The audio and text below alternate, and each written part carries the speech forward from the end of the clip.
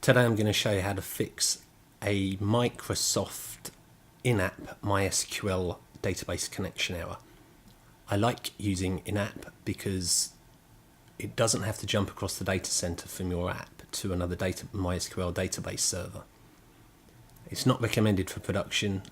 This is the reason why, because occasionally you get errors like this, but they're fairly easy to fix.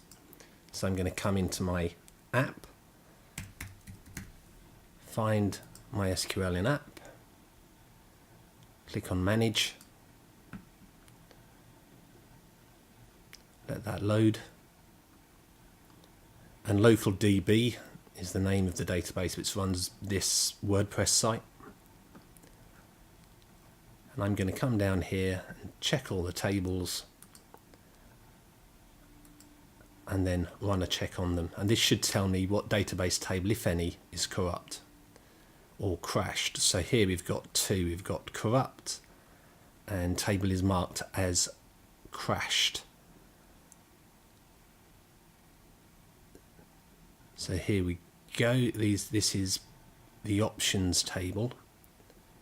So let's click on the options table. It's marked as crashed and should be repaired. There we have confirmation of that. So let's select options and click repair table.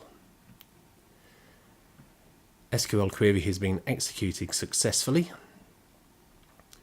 Now we'll run another check on that table.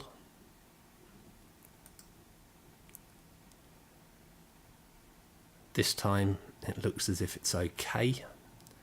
We'll have a go. We may need to restart the app. And now we can see that the site's back up and restored.